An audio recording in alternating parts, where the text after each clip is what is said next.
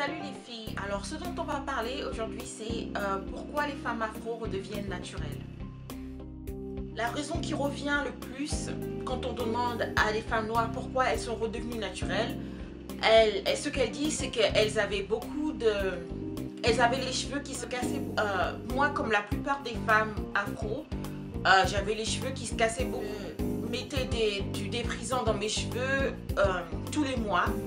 Et je savais pas en fait qu'on pouvait éviter que ces cheveux se cassent. Je pensais que toutes les grosses boules de cheveux que j'avais dans mon peigne étaient normales. Je pensais que c'était juste c'était la façon dont mes cheveux étaient et puis il n'y avait rien à faire. J'ai découvert que mes cheveux pouvaient être préservés et qu'à chaque fois que je peignais mes cheveux, c'était pas une obligation d'avoir une grosse boule, de perdre tous mes cheveux. J'ai pensé aussi que la façon dont je défrisais mes cheveux, la façon dont je lavais mes cheveux, la façon dont j'hydratais. Je savais même pas qu'il fallait hydrater les cheveux. Mes cheveux étaient secs comme les cheveux de beaucoup de gens.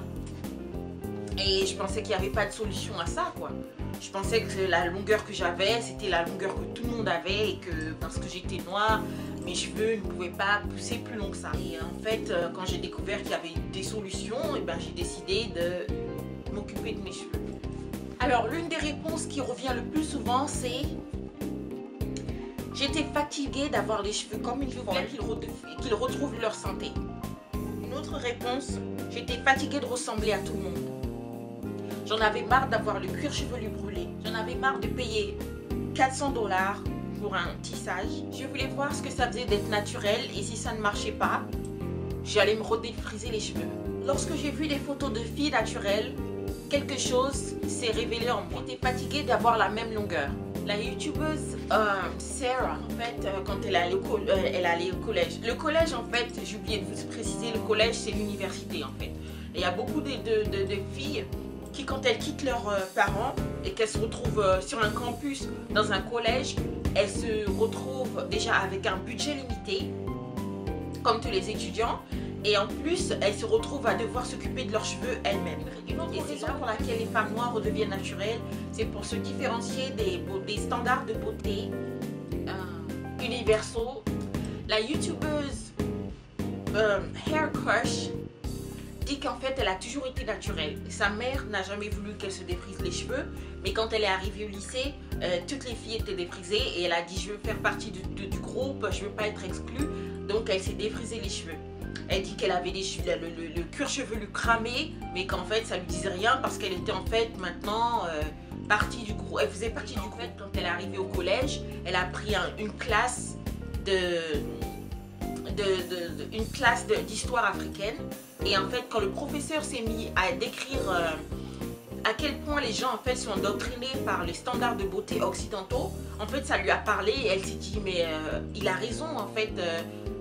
Le fait que je me défrise les cheveux, en fait c'est ma façon de vouloir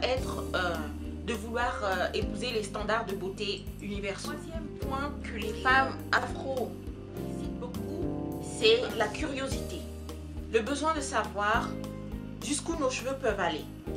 Le besoin de se prouver que, en fait, avec les bons soins, on peut atteindre des longueurs que toutes les autres femmes avaient et qu'on ne pensait pas possible pour nous.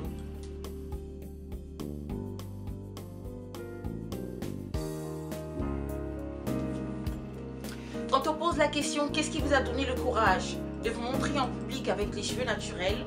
Qu'est-ce qui vous a donné le courage d'affronter votre famille, vos amis avec des cheveux naturels? Moi personnellement, en fait j'avais pas beaucoup de monde dans mon entourage, quoi.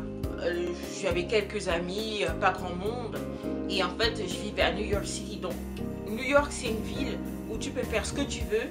Alors tout le monde s'en fout complètement, tu peux t'habiller comme une folle et marcher dans la rue, personne ne se retourne pour te regarder parce qu'il part du principe que chacun est libre de faire ce qu'il veut. Donc quand je dis libre de faire ce qu'il veut, c'est-à-dire que si tu veux, je veux dire, t'es dans le métro et t'as quelqu'un qui fait des tours, qui court d'un bout du wagon à l'autre parce qu'en fait c'est l'heure de faire son jogging.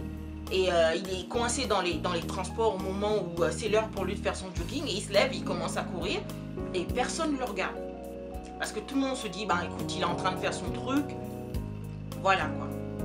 Donc en fait, quand tu vis dans une ville comme ça où tout le monde s'en fout, personne ne s'occupe de toi, de ce à quoi tu ressembles, tout le monde se dit, bon, tu fais ce que tu as à faire, eh ben, tu deviens plus libre dans ta tête. Donc pour moi, je me disais de toute façon, même si je me promène avec des cheveux courts, des cheveux naturels, tout le monde s'en fout quoi. Donc ça a été plus facile pour moi en fait de le faire parce que en fait j'étais dans un endroit où les gens n'allaient pas me juger. Je pense que c'est plus difficile pour quelqu'un peut-être qui se retrouve, qui vit avec toute sa famille, les parents et tout ça, et qui va se poser la question, mais qu'est-ce que maman, qu'est-ce que papa va dire, qu'est-ce que mes cousins vont penser, moi j'avais pas tout ça. Donc ma mère elle était dans un autre pays, enfin mes parents sont dans un autre pays, mes frères et soeurs sont dans un autre pays.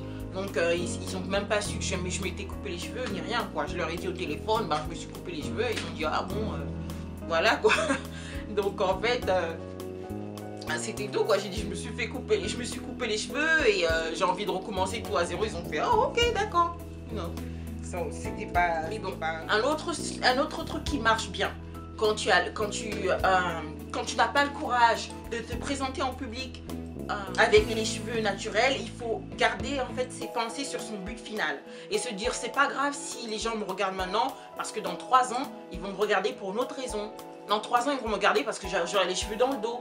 Et en fait quand tu gardes ça dans ta tête et que c'est une pensée constante, tu arrives à te donner une sorte de bouclier contre les regards ou les rires, enfin s'il y a des gens qui ricanent ou s'il y a des gens qui disent mais qu'est-ce qui t'arrive, t'avais plus d'argent pour le défrisant, mais qu'est-ce qui t'arrive, tu te négliges, oh là là t'as plus le temps de t'occuper de tes cheveux, tu ressembles à une folle, tu ressembles à quelqu'un du village, je sais pas quoi. Et en fait il faut se dire dans sa tête, d'accord, aujourd'hui tu penses ça, mais je te donne rendez-vous dans 2 ans. Même dans 1 an, je te donne rendez-vous dans 1 an et toi et moi on aura la même longueur de cheveux. Alors que ça fait 10 ans que ça fait 10 ans que tu t'es pas coupé les cheveux et je te parie que dans 1 an ou 2, toi et moi on aura la même longueur. Si tu te dis ça, personne ne pourra te perturber, personne ne pourra te déphaser. Donc en fait, il faut se garder des objectifs en tête et se dire j'ai un but et je fais tout ce qui est en œuvre pour atteindre mon but. Et personne ne pourra me déphaser, personne ne pourra me perturber, personne ne pourra ébranler en fait mon plan quoi. Et donc ce qui rend avoir un plan très important. Il faut aussi, moi je pense que c'est très important de garder des inspirations à portée de main. C'est-à-dire que n'hésitez pas à imprimer, à garder si vous avez des posters de filles avec des cheveux naturels, ou vous avez des photos ou des trucs sur internet que vous avez, imprimez-les. Mettez-les sur votre frigo si vous habitez toute seule, enfin, si personne ne va râler si vous les mettez sur votre frigo, si personne ne va râler si vous les mettez sur votre miroir dans la salle de bain ou quelque part, ou dans votre chambre, sur l'armoire, sur la porte de l'armoire, quelque part où vous pouvez voir ça très souvent. Une personne qui a les cheveux comme vous avez envie d'avoir, mais je ne parle pas de la texture, je parle de la longueur. Et ça va être votre motivation. À chaque fois que vous pensez, oh j'ai envie de me défriser, je sais pas quoi, vous repartez à la photo et vous regardez et vous dites non, non, non, je vais pas me défriser parce que regarde la fille, comment elle est. Voilà. Et donc, si vous pensez ça, et si vous regardez les photos pendant longtemps, au début de votre parcours, ça va devenir automatique pour vous de vous renforcer en fait mental. Très important d'avoir une inspiration à portée de main.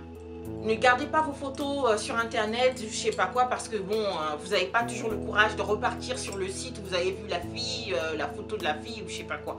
Donc en fait c'est mieux si vous avez ça imprimé quelque part et que vous l'avez collé sur le frigo quoi. Juste quand les gens ils font un régime par exemple, ils se mettent une fille en bikini parce qu'ils ont envie de rentrer dans leur bikini pendant l'été. Et en fait la même chose avec les cheveux naturels, ce que vous pouvez faire c'est avoir une fille qui a un big afro comme vous aimez et à chaque fois que vous la regardez vous vous dites ça c'est ce que je veux. Et en fait quand vous gardez ça en tête, il n'y a pas une personne au monde qui va pouvoir venir vous ébranler en fait. Donc très important.